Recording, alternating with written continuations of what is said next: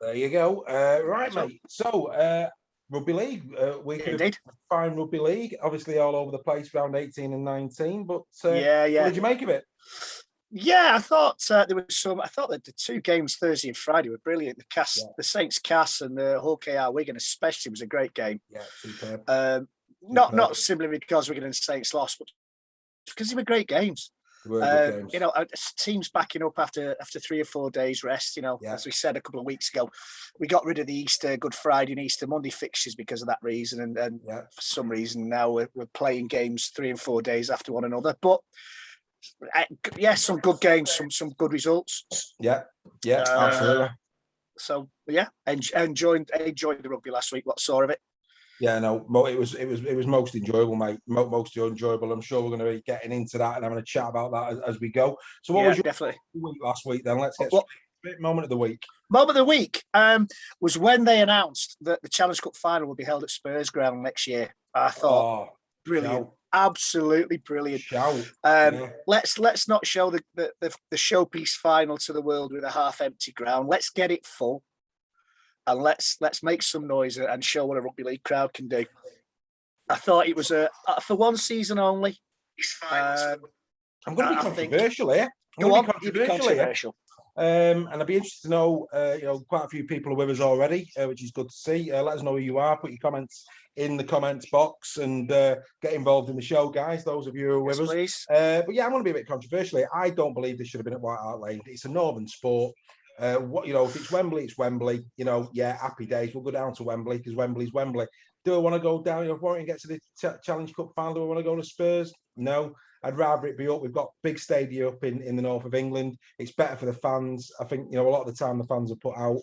So even though I know that Spurs probably the most modern stadium now after Wembley, and I believe it's an amazing. I've not been. Not for me, mate. I disagree. I disagree with that, mate. I think. Rugby league fans enjoy the day out in London for the Challenge Cup final. It's for one season only. It's a bit of a change. It's a great stadium, apparently. I've never been. Yeah, I believe so. I would love, if Warrington to get there, I'd love to get to see the stadium. You have a valid point. You really do. I mean, the Etihad would be a great place to hold it. Yeah. But you don't get out much, do you? I'm only joking, mate. I'm Padgett. Welcome along, Anne. How are you? I hope you're having a nice evening. We'll keep giving shouts out to people as we go through the show. Okay, so that was yours. My moment of the week. Here we go. The club that is Wakefield Trinity. My moment of the week. We said when we were here a couple of weeks ago. Oh no, actually, I don't think we're on here. I think we were just talking privately. That could have been a potential banana skin with the departure of Chris Chester and, of course, Willie Poaching going in there. But yeah, what a week and a bit for Wakefield fans. Chester leaves. They've announced Hood and Lynham. New deals for Reece Lynn and Brad Walker have come out. The few rumours doing the rounds. Hello to Peter Turner, Terry Birch. A couple of rumours coming out that Langy from Catalan might now pull out of his move to Wakefield next year because Chester's gone, which I find a bit odd.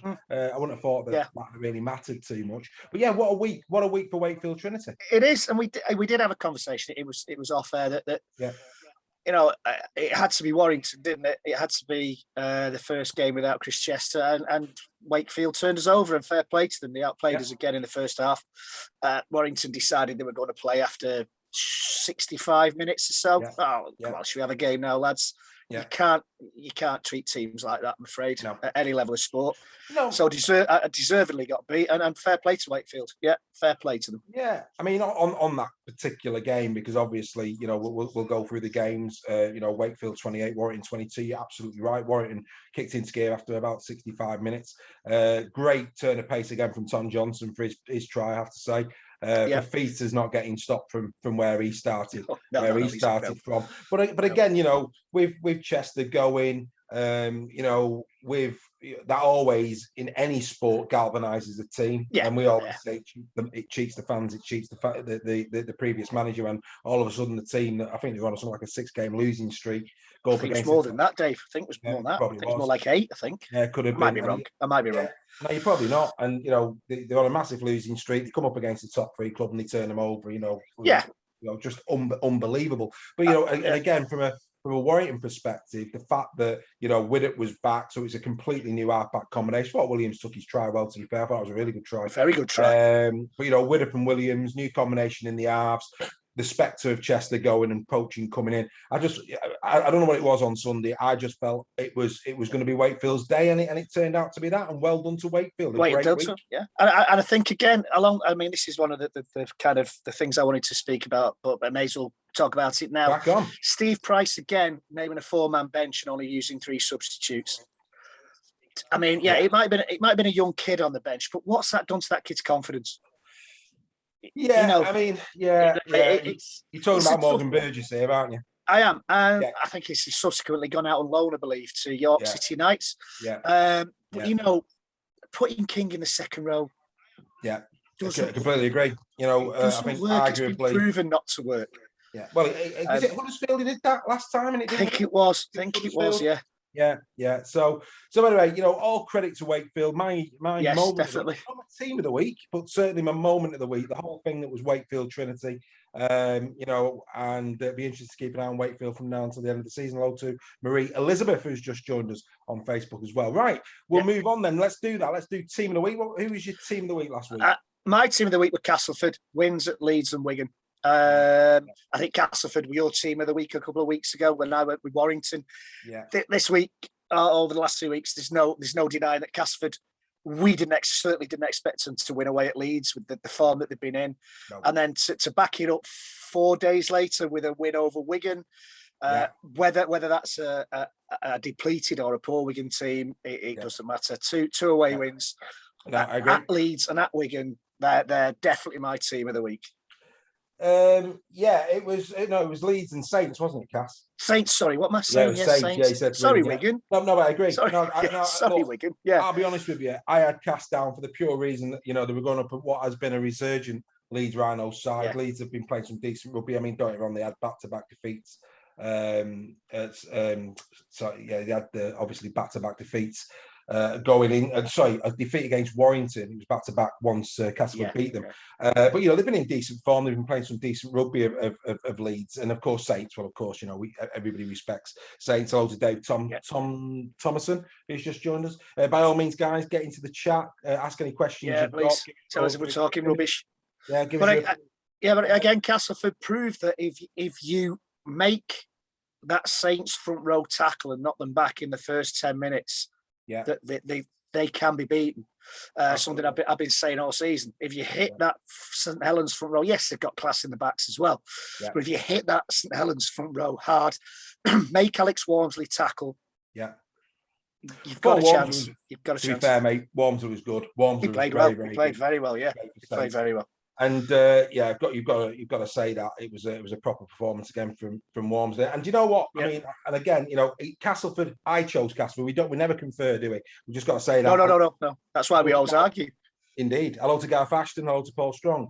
And I've gone with Castleford as my team of the week as well. But actually, it will be a miss of us to not mention Hull KR. Yes, they were very close. Very, very close. Played fantastically well against Wigan at the weekend. Yeah, but it is one for you, and you know me, I always like to do a few little bits before we come on air. And what I want to do, Greg Eden.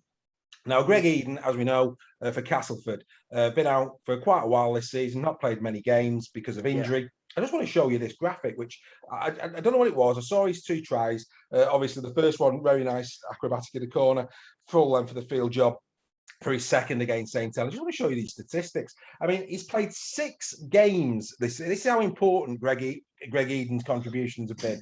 He's played 6 games. He's scored 6 tries. He's made 2 assists. He's offloaded the ball 4 times, 17 tackle breaks, 140 metres average per game, 9.55 metres average per carry, and 2 clean breaks. I think by any standard, that is a sensational 6 appearances.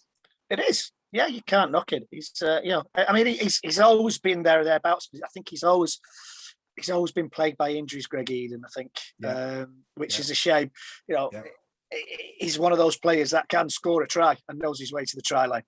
And again, if injuries hadn't dogged his career, who knows what he could have achieved. But absolutely, great player. Still only 30. Yeah, but he's been around a while, hasn't he? Yeah, he has been around a long time. Yeah, he's one of those players that you actually think he's older than he actually is. He's still got plenty of rugby league still in him, without question. So well done to him. In terms of try of the week, obviously lots of good tries last week. There were really good ones, and I'll tell you what, an interesting week in terms of full lengthers. I mean, it was full length City last week. We had obviously Edens that we spoke about. Williams went full length. Johnson went full length. I mean, I could go on. I mean, there was just so many full length of the field tries. There were, and quite a few intercepts as well. Yeah, there were a few that caught my eye. Dwyer for Leeds against Lee was a very good try. Yeah. Josh Charlie's was a good try. For Warrington, as was Williams, and Lino's for Wakefield against us. He was a good try, but the two tries that stood out for me for different reasons were Milnes for Hull KR against Wigan, and Marshall's for Wigan in the same game for two different reasons. Marshall's finishing was superb for that. Yeah, right. I mean, on another day, maybe without the cameras there, the video ref, it might not have been given. Yeah. But his finishing was superb for that. And it was just edged out by Milne because it was a great kind of length of the field try, but went through a lot of hands. Yeah. A bit of controversy about possible obstruction in there. But that's the one I went for, Milne's for Wigan, for Hull KR against Wigan. Well, it's getting a bit boring, this, mate. This is not usual for us. Like you. You've not agreed with me, have you? I have. Like you, I thought there was a couple of nice acrobatic ones in the corner. Wellesby, Bibbies, Marshalls. I think there was three there. I thought Catalan was a good try as well. Yeah, it was. Davis for Catalan as well. Davis for Catalan. Yeah, he scored a good try. But yeah, I agree with you. I thought the thing that I liked about the Milnes try was the fact that the amount of offloads, keeping the ball alive. It went to the. I mean, when the break sort of broke down on the right hand side, you could have forgiven him for taking the tackling, but the managed that they kept the ball alive, brought it back inside, good finish. Very, very good, very, very good. So that was mine as well. So this is very unusual. Yeah, what's going on? This has not happened much this season. We've not got to have a fortnight off again. Well, I know that'd be disgraceful behaviour. But anyway, we're nearly out of summer season, aren't we? So we'll be back on it properly. Hello to Lindsay Leyland. There's a proper name, Lindsay Leyland, and Paul Strong. Have I said hello to Paul Strong? No, not yet. Well. Hi guys, how are you doing? How are you indeed? Get involved. Very interesting to know what other people's thoughts on try of the week are. Yeah. Try of the week. Put them in the comments. We'll see if we agree with anything that you've got in there. Put them in the comments. Right. As always, we go to quote of the week. So over to you, Greg. Yeah, I've got a long one. I've got a long comment. And we've had a lot of negativity over the last few weeks, which we try not to do. But again, this is from, believe it or not, Terry O'Connor, who I don't often agree with. Sometimes my grandma talks more sense, and she's been dead 30 years. But sorry, you're watching Terry. Don't mean it. No, he's not on I won't tell him to his face. But this is quite a long quote, but I think it kind of sums up where we are with the game at this moment in time. So bear with me. Especially as hay fever's kicking in again. So it's a commentary made about speaking to current players, ex-players and fans. Yeah. And he says he's worried that they're all saying the same thing and that the game's going soft. And the issue about what penalties are being given and what penalties aren't being given. And he says, we live in a world of litigation that terrifies the sporting world and society in general. What I don't like now is seeing 26 players come running in, having a push-off, knowing they're not going to get hit. At the same time, players are currently getting sent off for glancing shots that don't even hurt their opponents, or getting banned for infringements that wouldn't have been even registered 20 years ago. And the final thing he says is, as for players feigning injury, and this is my big bugbear, staying on the floor, my childhood hero, Steve O'Neill, said to me at the weekend that years ago, you would try to get up even if you had a broken leg, to show the opposition that you weren't hurt. He said if one of his teammates stayed down pretending to be hurt, he would go across and give him a clip around the ear. I think that is absolutely spot on from Terry O'Connor there. Yeah. And I think it kind of sums up where we are, the sport at the minute. And I know I did some stuff over the last few years on rugby league, and I spoke to a lot of ex-players who said the game's being sanitized beyond recognition. And I don't know what the answer is, because as Terry O'Connor does say, player welfare is important. Yeah. But we've got a great product that's based on how the game is played, and it, as he says, there's a fear that the game's going soft. So I'd like to know what other people think about that. I'd like to get some comments from the people who are watching and listening in tonight on what they think about that. Well, I've never seen a game of rugby league where there's been a bit of biff in the middle of the pitch and they haven't shook hands at the end. And, Exactly. It's a man's sport. There's big hits. Sometimes players want to take matters into their own hands. And, obviously the referees have always, back in the day, they wouldn't sin bin, but, they've got the opportunity of a sin bin. Sending off for a little bit of biff in the middle of the field, I'm sorry, but no. There was a couple of instances last week, it boiled over in the Wigan game. I think it boiled over in the Saints game. Yeah, it did. There was a couple of moments there where things were boiling over a bit, but you want that. That's passion. That's sport. Exactly. That's what it's all about, isn't it? Exactly. One of the things that drew me to the game was the brutality of it. Yeah. In the 80s. Yeah. And early 90s, the brutality of the game. I got tired of footballers feigning injury. After they dislocated an eyelash. Yeah, and rolling around on the floor. We don't want that, and it's creeping into the game. Earlier in the season, didn't we, with Caesar and with Gaskell? Come on, and it started a couple of years ago. Started a few years ago. I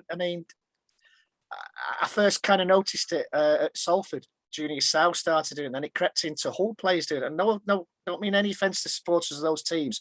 That's just what I noticed. Challenge Cup final against Hull when they beat Warrington. Yeah. Hull players lying on the floor to get the game stopped when Warrington had the ball. I once saw Junior Sow, I thought he'd been killed, and then he got up and ran the full length of the pitch and scored a try. I remember Brett Hodgson in the Challenge Cup final where he got he got smashed though. He absolutely got smashed. And he got up and he played, and that's the game. That's rugby league. That's what it's all about. So he's probably got a point. I think that we're at the moment. We'll come on to the Makinson one probably later, but I think we've got to look. There's you talk about this in the NRL as well. Look, the split-second decisions in rugby league, the odd eye tackle. There's a difference between a bad eye tackle and an eye tackle that's been mistimed. And I think that a lot of players, I think the players are good judges of things like that, and you know when it's a bad one, and not just that. I think that rugby league fans are very knowledgeable. They know when it's a high tackle and it's a penalty, and that'll do. Yeah. But then there's ones where everybody goes, "Whoa, hang on a minute, that's a shocker." Yeah, the one against. Remember when Warrington played in the World Club Challenge a few years ago, and Kevin Penny got absolutely poleaxed. Yeah. He was off his feet. He spun round his arm. It's like watching Wile E. Coyote. He spun round his arm about 15 times. Yeah. And a penalty and nothing else. Whereas a couple of weeks before, there'd been I think it was our van was sent off against Wigan for something that caught the Wigan player here and went up, and he got a red card. Yeah. And it was literally 2 or 3 weeks after. Yeah.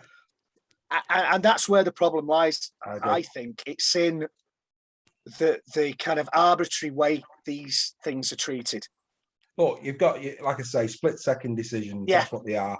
You've got players running, and the speed of the game now. Back in the day, it wasn't as quick. The worst eye shot I ever saw live was this is taking me back. Was Des Drummond on Graham Stedman, a night match at the Wilderspool Castleford against Warrington, and he absolutely. I wouldn't mind. It was a bomb. Basically, it was a punt downfield. Graham Stedman caught it. Des Drummond was after it. Des Drummond was probably about 10 metres ahead of everybody else on the pitch. It was him and Stedman and literally he just absolutely cleaned him out. It was a shocker. But he only got, as I recall, I think he didn't get sent off. I think he just got sin bin for it. But it was an absolute shocker. Graham Stedman. There's a name for you. There's a blast from the past. Graham Stedman. Yeah. Right. Okay. My quote of the week.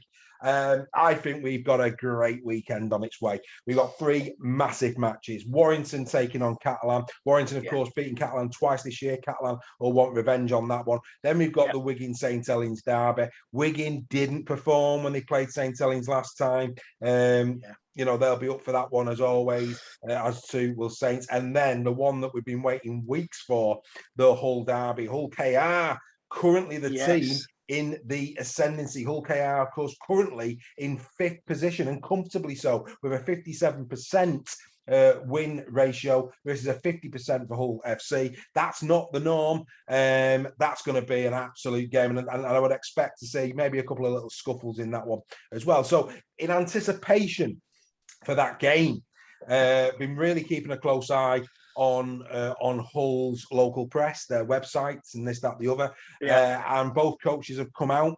I love the Brett Hodgson. I'm going to quote both coaches. I think this is going to be a great. I know that Super League Raw fans forum, we've got a lot of fans up in Kingston upon Hull. We've got a lot of people up there that are part of the fans forum. So Brett Hodgson, love this bit. He's put, we've got to slow the ruck down as Smith likes the second phase to ask questions of a static defensive line. I had 3 years under Tony here, and he's got Hull KR playing very well. I've taken some things that I learned from him as well as other coaches I have worked under. What I like about that particular quote is he's giving a little bit away in terms of, that little bit of, look, I know what you're going to do here, Tony. He's giving Tony Smith as well just that little bit of respect, which I really, really liked. Tony Smith, now there'll be a few people at the moment about to throw things at the screen when I read Tony Smith's statement, but to talk about giving it a little bit of positioning, fantastic stuff from Tony Smith. He's talking about the whole derby and derbies in rugby league. He says, I've been to all of them. I've been here for 21 years and get asked the question all the time, what is the biggest derby?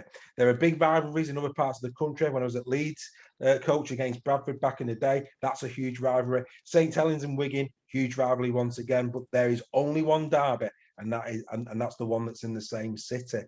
Ooh, well done, Tony, lad. Nothing wrong with that. Nothing like building a little bit of building a bit of platform. I'm sure people have got a bit of a view on that, but I like the fact that both coaches have come out, a lot of mutual respect, really, trying to rev this one up, and nothing would give me greater pleasure than seeing a full house at that match.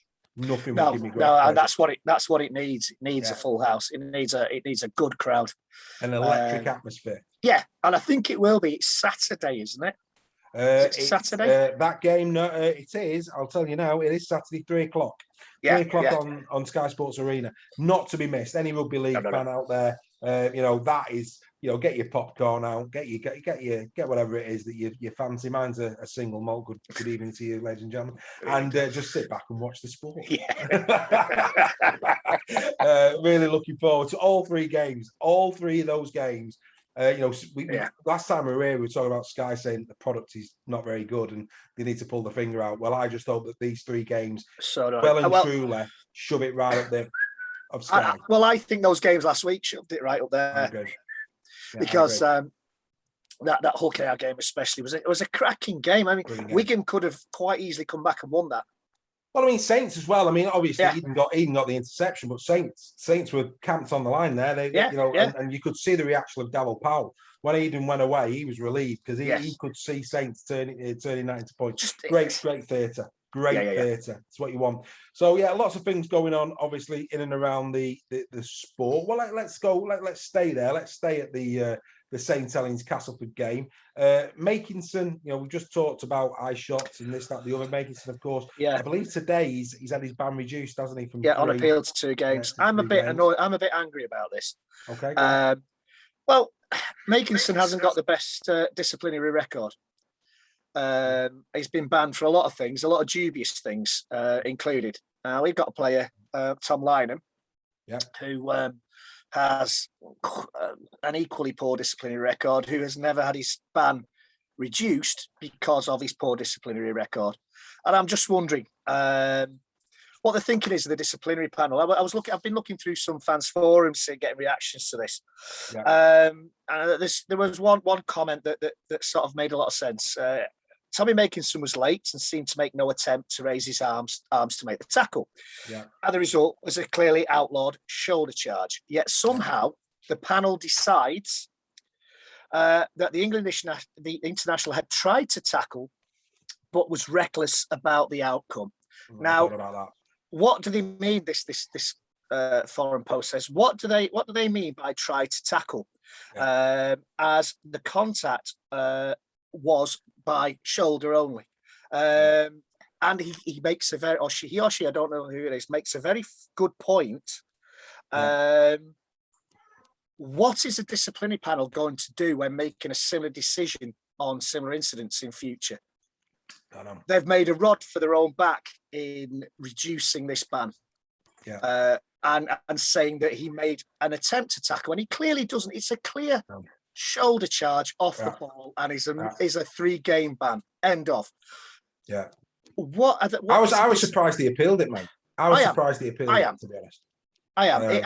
As soon as you saw the incident, it's clearly going to be a red card. Yeah, I was surprised. And the point that that's in every high shot, there's at least an attempt to use an arm in trying to tackle in every high shot. What's going to be the mitigation that the disciplinary panel uses for similar tackles in the future? They've just made a rod for their own back, and we've had this conversation countless times, and it is getting a little boring now. But yeah, it is. I'll tell you what I found really interesting. I'll tell you what I found really interesting. One of the things that I do, as you know, is I keep an eye on the social media. James Bentley, obviously back for Saints, which is good to see. Got absolute pelters, Bentley. I mean, I know he got a yellow, didn't he, in the game? Yeah. But come on, dearie me. I mean, Bentley in that game. You talk about players coming in for a bit. He didn't have the greatest game. I mean, to be fair, I think he gave away about 3 penalties. Bentley was he had a shocker. He was niggled by something. He was just out for a fight, Bentley, not rather than to play the game. Yeah, that was my opinion anyway. No, I agree. He had a shocker, mate. Yeah, and I'm not disputing for 1 minute he did have a shocker, but come on, dearie me. I mean, when you consider Lynham got a 3-game ban when a Swinton player ran across his path and he pushed him out of the way. He got a 3-game ban for that. I go back to Terry O'Connor and my quote of the week. If you're getting 3 games for just pushing a player out of the way who runs across your path, and then you're getting a game reduced where you've absolutely smashed someone illegally off the ball with a late hit, and you get your ban reduced to 2 games, what is going on? And again, it's another negative point that we're talking about again, and we try to avoid it. But Hughes got a ban for a late tackle, where he'd actually wrapped his arms around it. He got a game for it. I just think again, you just want consistency in the sport, don't you? That's what you want. You want consistency in the sport. Very, very surprised that they actually appealed it, if I'm being honest. Right, Catalan. Let's go on to Catalan. Catalan 31. Hull FC 16, another victory for Catalan. And if I may, what I want to do here again is I just want to, it's quite frightening, really. We haven't spoke much about Catalan. We really haven't. We've given them a lot of plaudits, but we haven't really spoke too much about them. So yes, the top of the league. But I mean, here's some statistics for Catalan. They are number 1 for tries in Super League. They're number 1 for assists in Super League. They're 6th for tackle busts. They're 3rd for meters, 4th for clean breaks, 2nd for attacking kicks. Drop goals the 1st, so they know how to win. They know how to put either get it over a try ahead, or actually kick a drop goal, which they've done this season. And credit to Maloney, he has got the best goal kicking ratio of 89% conversion this year, which I mean, Catalan are the real deal in 2021. I mean, those statistics are just absolutely superb. And, phenomenal. I think for me at this moment in time, they are going to take some stopping. Have they got the gas? You look at teams like St Helens, and St Helens and Wigan are the 2 really. Leeds have fallen away a little bit, and I think looking at next season, I think Leeds should be feeling better as in terms of what may be ahead in the future. But you look at Wigan, you look at Saints, they know how to win. They know how to win a grand final. And that's going to be a concern for Catalan. That said, in the Catalan team, they've got Tompkins, they've got McAlorum, they've got players that have been the course, that know how to win grand finals. And in Maloney, they've got a Maloney and Drinkwater. They've got a great halfback partnership, and they've also got Artur Morg, who is a great player. He would walk into any other, and I'll say that, any other Super League team, including Wigan, Saints, Warrington, Leeds. He would walk, and no disrespect to the rest, but he would walk into any other Super League team, Artur Morg, without a shadow of a doubt. And he's benched most games. I agree. It would make a refreshing change for somebody like Catalan to get to the grand final. It might not do much in terms of people through the turnstile at Old Trafford, but it would make a refreshing change. Well, there's a big article. I saw a big article this week where they were talking about, Catalan top of Super League and Toulouse top of the Championship, and it's interesting, isn't it? Because in the fact that when Super League was brought about, there was the dream. It was Paris Saint-Germain at the time. To bring French clubs into it. We're a long way down the road, but at this moment in time, it's the French clubs that are the talking point. There's no question. And like I say, we just haven't really spoken. I don't believe we haven't really even though we praised them. They've been team of the week a couple of times. I think we run a risk. Me and you run a risk of just not paying tribute to And the other thing about Catalan, there was a lot of criticism over Catalan last season in COVID in terms of games not being played. They've played 18 games this season. They've won 16. I saw another article this week that was talking about are certain clubs picking and choosing which games they're playing and not. As in, we'll play the ones we think we can win.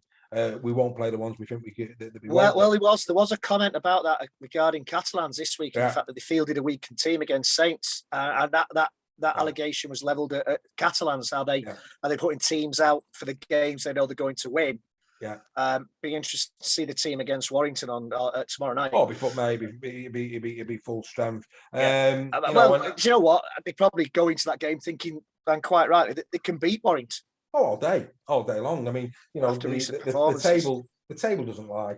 The table doesn't lie. That's going to be a belting game, and I think that Warrington. I think Warrington. It'd be interesting to see the Williams partnership another week on. But yeah, that is going to be a massive game tomorrow night at the Halliwell Jones. There's no question about it. No, you're right, and I think fair play. Catalan have taken me by surprise.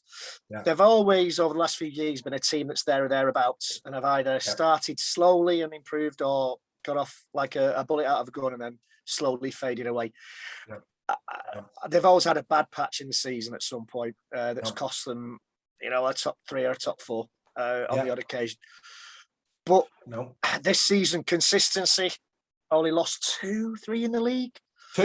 Lost 2 in the league against us, the Saints. Yeah, mate. They've got, they're the highest scorers at 525 points. Closest after them, of course, is Warrington at 478. Catalan, without question, the real deal. And I mentioned him. You might be sick of hearing his name, but we've talked about Drinkwater. We talked about, but it's the depth. I mean, both wingers.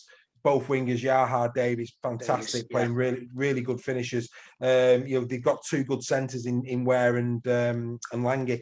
Meakin, for me, right side of. I'll tell you who doesn't get a lot of plaudits, but he's a good player. Gudemond, he rarely gets mentioned, but he's a solid player. Yeah, solid. I agree. And even when McAlorum was out, they were still consistently winning and performing well. They seem to have a habit this season of not performing well in the first half and then coming good in the second. So it's got to be an interesting game tomorrow night, because Warrington recently have had a history of starting off games poorly and then kind of turning it on in the second half. So it could be very, very interesting that game tomorrow. I agree. I agree with you totally. We really haven't given Catalans enough praise. They've done really, really well. I don't think any of the pundits have. I think if it was Wigan, I think especially the BBC, dear God, they'd be raving. It was interesting. They'd have been grand final win. They'd have been Super League winners elect by now. Yeah, no, absolutely. And I felt for Wakefield on Sunday, because I think actually for one, Super League actually made the BBC news, but it was actually the fact that Wigan had lost. That was actually what they led on. It was like these are the results. Oh, and by the way, Wigan lost to Ulster, and you're thinking, what really? dear God. Anyway, but no, and I'm right in thinking in that game, Tumarari's try that was a full lengther as well. Yes. Yeah, like I said, there was that many. I've lost count this weekend. There was a lot of full lengthers without doubt. Yeah. Right, we then go to. I enjoyed this one. I thought it was a really tight game. Salford, Huddersfield, real bottom of the table clash. Yes. Between those two. Good to see Kevin Brown back. I genuinely weren't expecting to see Kevin Brown again this season. No, neither was I. I was quite shocked when I saw him in the lineup. Yeah. Again, well played. Salford came back to win it. Yeah. Again, some very good tries in that game. Yeah, there was. So very good. And a guy who's raising a lot of eyebrows, Will Price, for Huddersfield, touted as going into the NRL. But he's just sure about that. No, he's just signed a contract, and he's not going anywhere anytime soon. A few weeks. Last week he was touted as going to the NRL. I think it's a bit soon for that. He's played a handful of games. As excited a prospect he is. He could end up there. He could end up there one day. I think it's a bit too soon for him yet. But fair play to Salford. Was it Rhys Williams who scored? The La Joya. Great try. I think the La Joya try was a big try in that game. The second try played well, La Joya. He did in that game, and that's a massive. That is a massive. I mean, you've got, as you say, Huddersfield were 2 up at half time. I think 8-6, and Salford came back to win it, and it was a big win that for Salford. Well, is it Salford lead this weekend?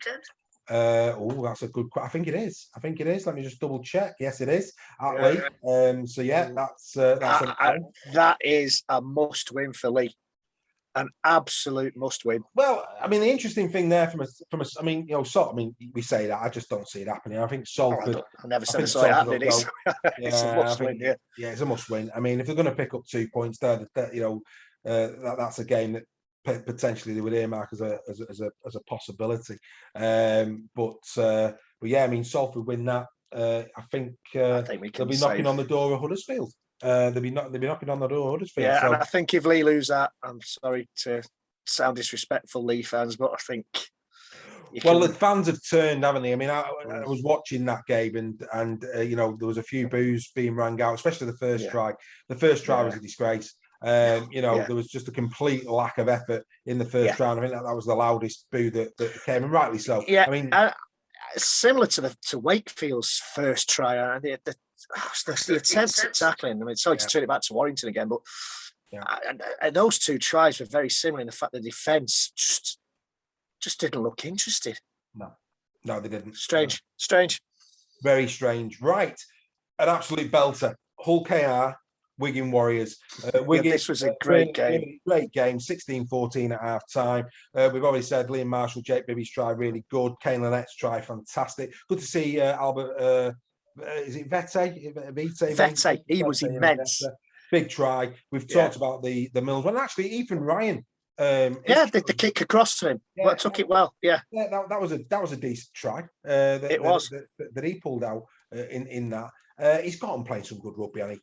He has. And the one thing that I liked of that game was at the end when Takarangi was named man of the match. He turned around to the in the interview and said, "No way was I man of the match. There were 4, 5, 6 players better than me in that game," and I like that honesty. For me, in that game, George King was head and shoulders above anybody else. He was superb. He was man of the match by a million miles. George King in that game. George King ran 141 metres in that game. That pass for the back-to-back try. 141 metres from a front rower. Really, a lot of 17 carries. Really good effort from him. He was man of the match, but I think I texted you to say if George King doesn't get man of the match, it's a travesty. Well, I think Takarangi kind of supported that in a way. Well, and Tony Smith. Yeah, Tony Smith as well was kind of, he was just laughing at them when Takarangi was to comment on Takarangi's man of the match. He just laughed at them because he almost said, "You don't know what you're talking about." Yeah, but he's not glamorous, mate. George King's not glamorous, is he? But I mean, no pressure on me there, team of the week wise, then is there? Anyway, in terms of is it mine? Just a couple of mentions. I mean, Joe Shorrock's, Morgan Smithy's. Joe Shorrock 65 tackles in that game. 65. Morgan Smithy's 56. Didn't he come on for he came on the first couple of minutes, didn't he, Shorts at yeah, hooker? He did, yeah. 65 tackles. Cracking effort from Sam Powell, wasn't it? That's right. Sam Powell got him. I can't remember his name. Yeah, no, disgraceful. And I kind of he took over Sam Powell's mantle because Sam Powell's put a lot of tackles in this season. Yeah. No, and the thing is, do you want your hooker to be carrying out that many tackles? I know it's part of the game, but do you really want your hooker who's now become another creative player? I mean, look at Daz Clark. I mean, his defense is solid, but do you really want your hooker 65, 70 tackles in a game? Yeah, probably not. I would say. I would say probably not. But there you go. But no, well done. Morgan Smithies as well. He's been out for a while injured, hasn't he, Morgan Smithies? Maybe he's had a few games out. I think he's been back the last couple. But yeah, he had a good game. Right. Well, there we go. League 10, Leeds Rhinos 46. A professional performance from Leeds, I would say. Again, competitive league for the first half, even though, they had a few. It was close at half time. 10-6. Yeah, close at half time. Again, I just got blown out of the water. Got blown out of the water second half. Some really, really good tries in that game. Yeah. But I tell you what was interesting in this game for me. Both Brad Dwyer and Cruz Lehman, both of them had a fantastic game of rugby league, without question. In this, just to give you a little bit of clarity on how well these two actually played. There was nothing in it really. And Brad Dwyer, 1 try, 144 meters, 12 runs from dummy half, incredible. And Cruz Lehman, 1 try, 1 assist, 122 meters from your hookers. Really busy, really good performance from both of those players. Yeah, and again, from what I've seen, sorry Dave, sorry to interrupt Dave, but from what I've seen of it. Dwyer kind of changed the game a little bit when he came on. Yeah. Again. And how many times has he done that this season for Leeds? Well, I mean, here we go again, mate. Brad Dwyer, Leeds Rhinos. Now, here's a few statistics for Brad. This is the season that Brad Dwyer is having for Leeds. 18 appearances, 7 tries, 6 assists. 119 runs from dummy half. That's how. I mean, and the interesting thing about these statistics, they're all attacking statistics. That's Brad Dwyer's game. He's just 119 runs, 41 tackle busts. He's a strong lad, very low centre of gravity, but he's a strong lad. 19 clean breaks, 9.25 meters a carry. I'd be interested to see how that ranks with other hookers in the league. I think obviously Daz Clark and McShane might give him a bit of a run for his money on that, but 9.25 is good going, and 21 offloads. So not only does he score and assist, but he's offloading to keep the ball alive is fantastic. And I have to say, Dwyer for me, having every time I see Leeds, if Dwyer's playing, Leeds are playing. Yeah, and it's how many of those off the bench? All 18 off the bench? Would you say? I would say at least 14. He's probably had a few. He's probably had a few starts. But, I'm sure any Leeds fans watching will let us know that. Yeah. But like I said before, he changes games. Yeah, he wasn't quite as influential at Warrington. No, if I'm being honest, he was a good player. See the potential. You could see the potential there.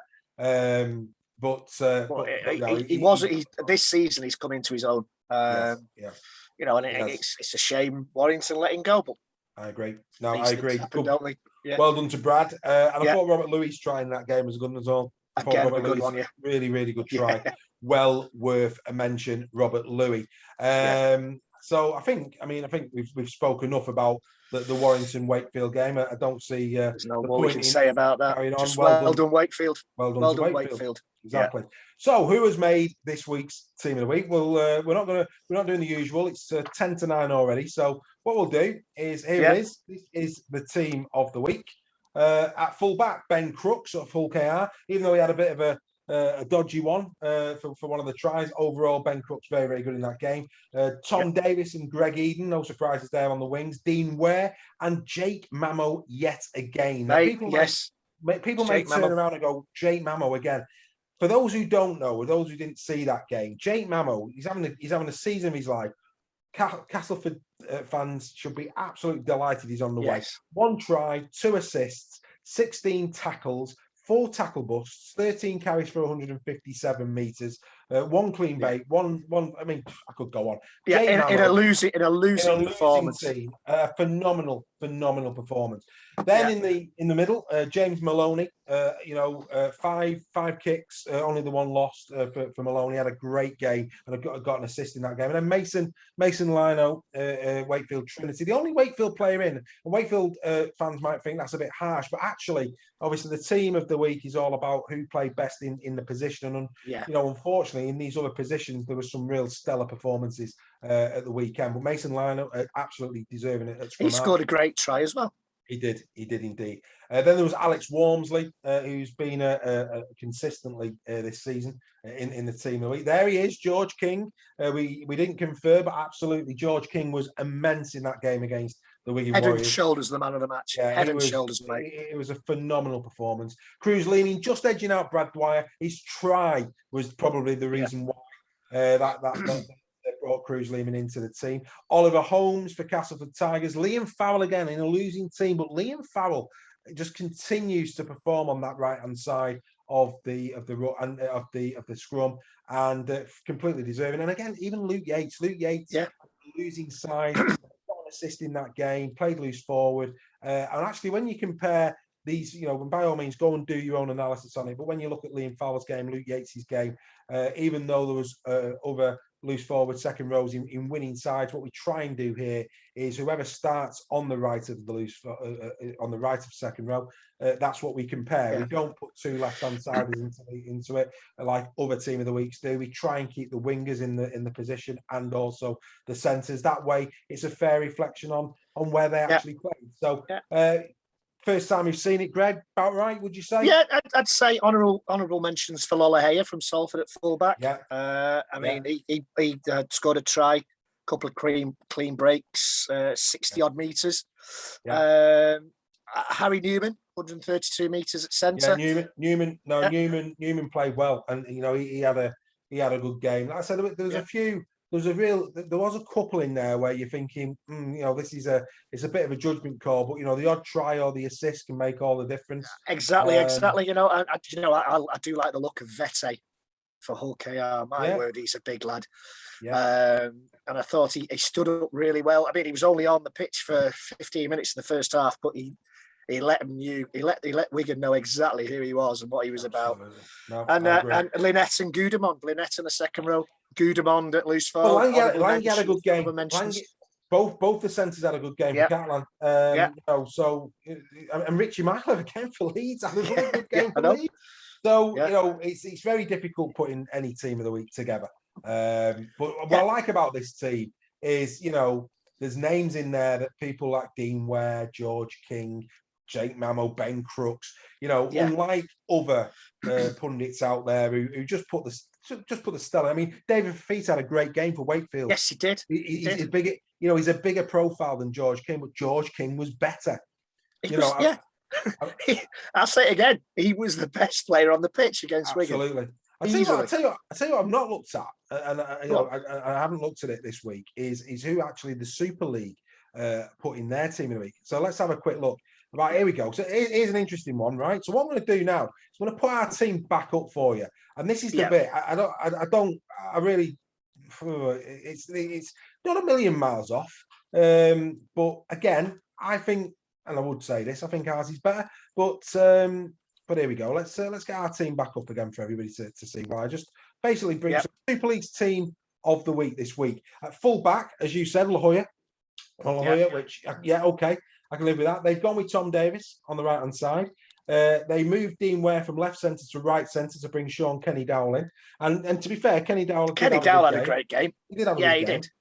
He did. I'm sorry. He played on, it's either him or Dean Ware on the left, as far as I'm concerned. And didn't he go? He went off with, and fair play to him. He went off with what I thought was a game-ending injury. Yeah. And I thought that was the end for KR. I thought because he was really influential. Yeah. When he was on the pitch, and I thought this is where Wigan get the way back in. But Greg Eden on the left hand side. Who? They had Greg Eden. So Okay. they went with Greg Eden like us. Then in the halves, they moved Mason Lino from scrum half to standoff, which interesting, and brought to get Rowan Milnes in. Now again, not really got an issue there. It was a toss up between Lino and Milnes at scrum half for us anyway. Yeah. But again, we try and keep it faithful to where the players played. Then they put, and this is the interesting part. Alex, we had a Wormsley. They had Tetevano. Now, okay, Tetevano had a good game. He scored a try, but he's playing late. I'm sorry, but I've just got to say it. It was a good try, though. It was a good try. It was. They have actually put David Fafita in instead of George King. There you go. Told you. Andy Ackers was putting over Leeming. To be fair, Ackers played well. He was in my thought processes as we put it together. We both agree on Ollie Holmes. Yeah. We mentioned Kane Lynette. Kane Lynette beat Farrell.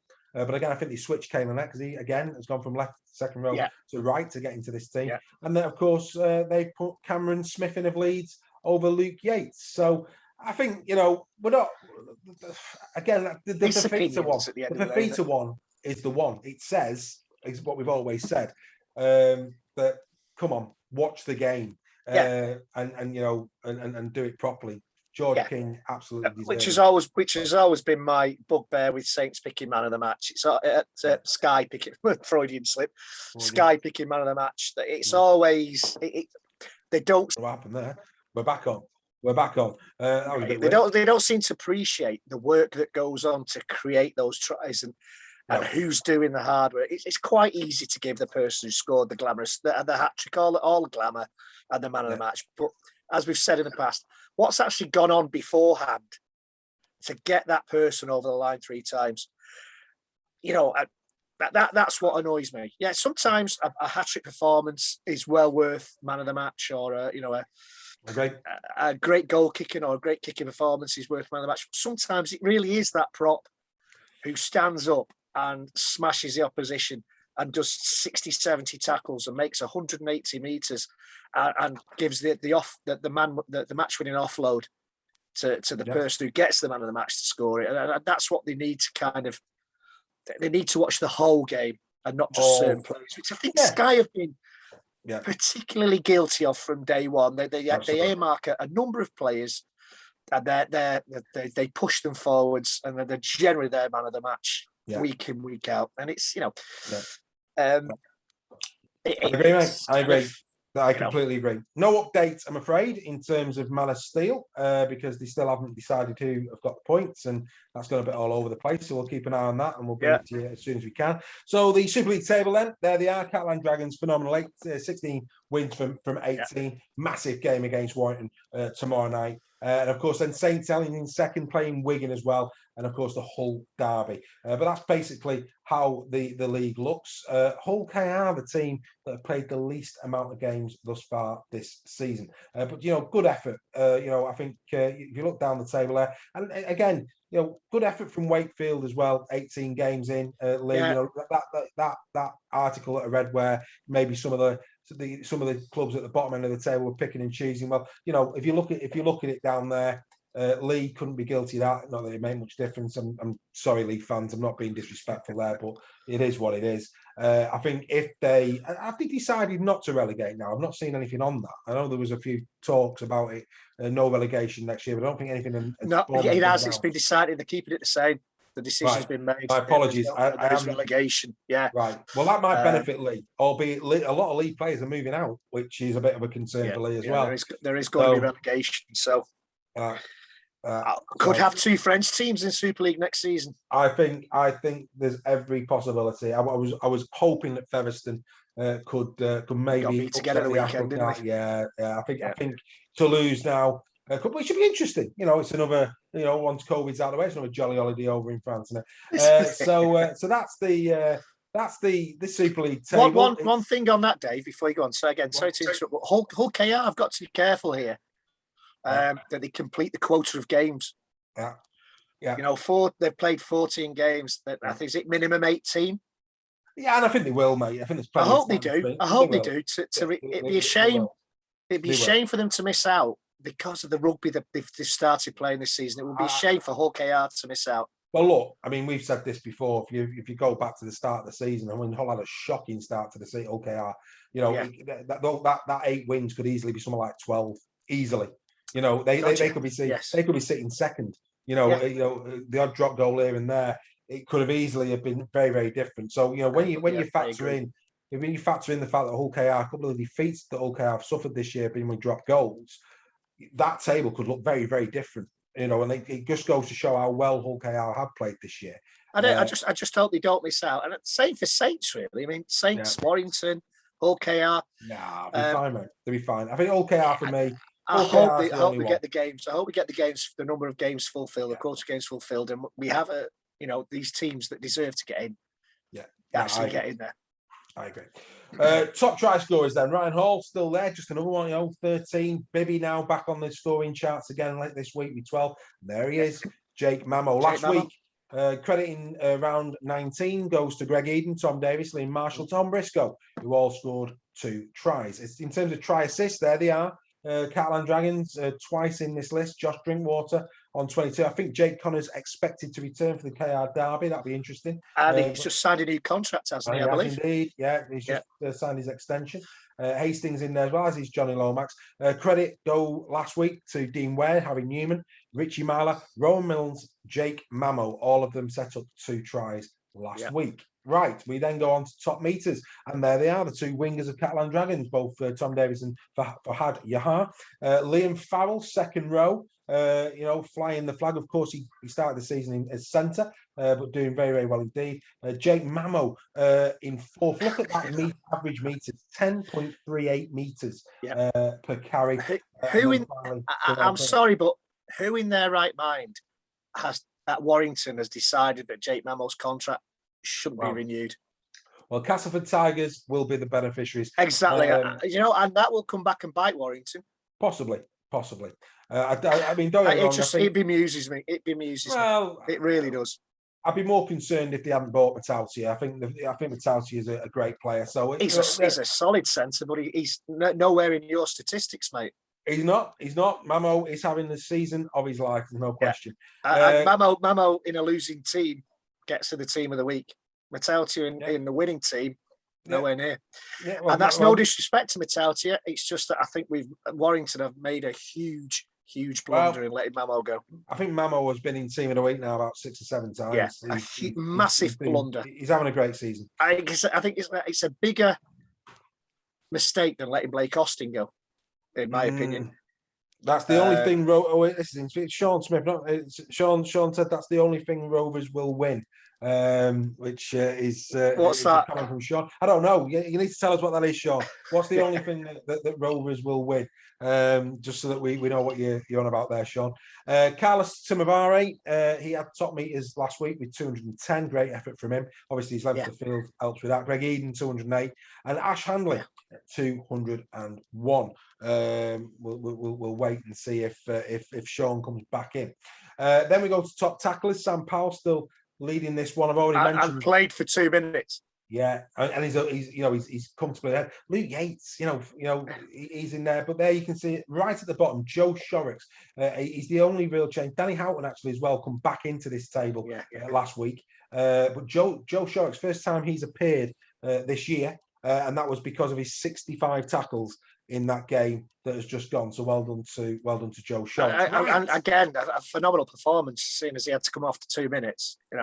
Yeah, is Joe Shorrocks a hooker? I'm sure Wigan fans will let us know. No, he's not. I'm pretty confident that Joe Shorrocks. I'm pretty confident. I think he's a forward, second rower. Yeah, he's a second rower. He's not a hooker. No, he's not. Hats off to the guy.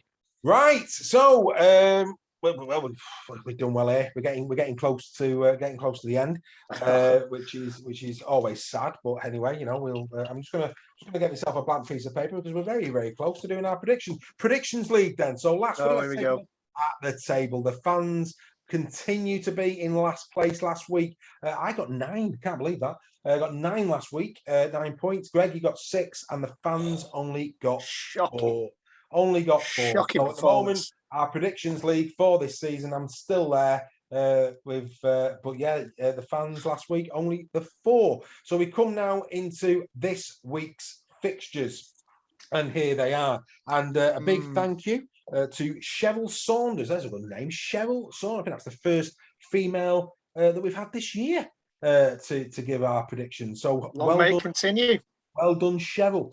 Great to have it. So Leeds Rhinos, fresh off that win against the Leeds Centurions, go up against a Huddersfield Giants team who, before the Salford game, was on a 3-game winning streak. How do you see this one? Leeds against Huddersfield. This is the battle of the Jekyll and Hyde, isn't it? This one. Yeah. That was pretty profound for me. Very profound. I have to say. Don't know where that came from. No. Do you know what? I'm going to go for Leeds 9-17. Ooh, right. That's going to be that's a dead rubber then, because every one of us has gone 9-17 Leeds. Really? And I can't remember many times where that's happened this season. I don't know. It's a nice of first. Right, Warrington Wolves v Catalan Dragons. This is a biggie to call. It is. Do you know what? I've not looked forward to a weekend of rugby league like this for quite some time with these 3 games, and I just hope they don't let us down. I'm going to go. It's as I said before, both teams are poor. I've got poor first halves in them and really good second halves in them. I'm going to say Warrington 9-17. Right. Well, we agree. But Cheryl disagrees. She thinks Catalan 0-8. So that'll be interesting. Who does Cheryl support, by the way? Salford Red Devils. Fair play. So that's where she's going. Right, Wigan v St Helens. Do you know what? Both off the back of defeats. Who bounces back? I'm sorry, Wigan fans, but I can't see anything other than St Helens by 9-17. Dear me. We're agreeing again. This is unbelievable. Cheryl is with Saints, but she's going 0-8. She sees it a bit closer than us. No, I think Saints are going to. I think it'd be close for 60 minutes, and Saints will run away with it. Right. Okay. Right. Then the Big Hull derby. Where are we going on this one? I'm going Hull KR, and I'm going Hull KR by 9-17. Right. Okay. I'm going to go 0. I've gone 0-8 on that. So I'm going to go KR. Yeah, I Yeah. think it'll be a bit tighter because it's at Hull FC. And actually, Cheryl's gone FC by 0-8. So fair enough. So we're all a little bit different on that one. It should be a belting game though. Right, Cass against Wakey. Can Wakey go back? Can they go back to back? No. They'll certainly have confidence off the back of the game. I can't see it. Warrington are the gift that keeps on giving to teams that are playing poorly. Castleford will be boosted by away wins against Leeds and St Helens, not Wigan, as I said earlier on. And I can see Castleford by 18 plus. That's a biggie. Castleford 18 plus. That's a biggie. I don't see it that big. I see it 9-17. Cass. So does Cheryl. She sees it 9-17. And then finally, Lee against Salford. No surprises here. Cheryl's gone 18 plus to Salford.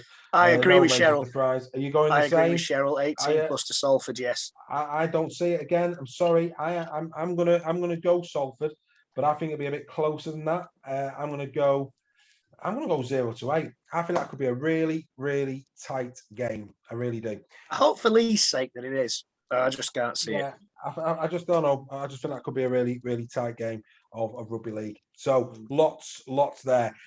One thing's for certain, we have got a phenomenal, and I mean phenomenal, weekend of rugby league. There's no question about that. If you like your rugby league, then oh dearie me, we have got just a phenomenal weekend. I keep saying phenomenal, but it is. It's phenomenal. It's a big word to use as well. It is at this time of night, without question. So let's take a look at what you've got to look forward to. Warrington, Catalan should be a belting game. First plays third in. I hope so. I hope it's a cracking game. Yeah, get that. I really do. Tomorrow night, Sky Sports Arena, not to be missed unless, of course, you're going, and that'll be a phenomenal game. Friday, right? The Canberra Raiders just sitting out of the top 8 in the NRL, go up against the Manly Sea Eagles, who are in great form. Yeah, Canberra have fallen away. Canberra have fallen away after a great start. Yeah, the 3-2. The 3-2 Canberra. Whereas the Sea Eagles are actually 4-1. 1. So the Sea Eagles in great form. That's 9 o'clock. Then it's a belter. The Penrith Panthers, who are 4-1, going up against the Sydney Rabbitohs, who are 5-0. Cracking game. This one is. You're making it sound like NRL, mate. I know. It's a biggie. It's a biggie. Panthers. Stop Rabbitohs, now. 5-11. And then, of course, on Friday night. Oh, I thought that's how many they'd won and lost. 5-11. No. It's that kickoff time. All right, Wigan against Saints, 2nd against 4th. That's, of course, a kickoff of 7:45. All of these on Sky Sports Arena. And then Saturday, the Eels. The Eels are in terrible form. The Parramatta Eels falling away. Falling right off a cliff. Only had 1 win in the last 5 games now. And, of course, luckily for them, they go up against the Cowboys team, who actually have a worse record of 5 losses on the spin. I can see the Cowboys beating them, though. Well, Cowboys, they'll certainly fancy the chances. Eels desperate for a win. And then, of course, the team that are 5th in Super League, Hull KR, going up against the team that are 7th, Hull FC. Not often that we see the table that way around. But that again is going to be a 3 o'clock kickoff on Saturday, Sky Sports Arena. And then next Wednesday, we're probably going to have to do this, if we are doing this next week, on Tuesday, because there's no way we're competing with Wigan taking on Leeds at 7:45 next Wednesday night. That's a huge game as well. So if you like your rugby league, if you like big hitting teams going head to head, then there's no question in my mind that you've got some phenomenal games coming up in the next week and a day. So make sure you catch all that sport. I'm sure you absolutely will. Thank you for all of those people who have been joining us on. Cheers, guys. Much appreciated. We know we've enjoyed this little debate. By all means, come again next week. We'll let you know when it's going to be. Please let us know if you think we're talking rubbish. Yeah, if you think we're let us know rubbish, what you think. And actually, if you think you could do a better job, ask to come on, and we'll get you in for a guest spot. You can come on and you can come and have a little chat with us. That'd be great. But yeah, another week's been and gone, Greg. Thanks very much as always for your time. Not a enjoy your rugby league, everybody. Yeah, enjoy the games. See you soon.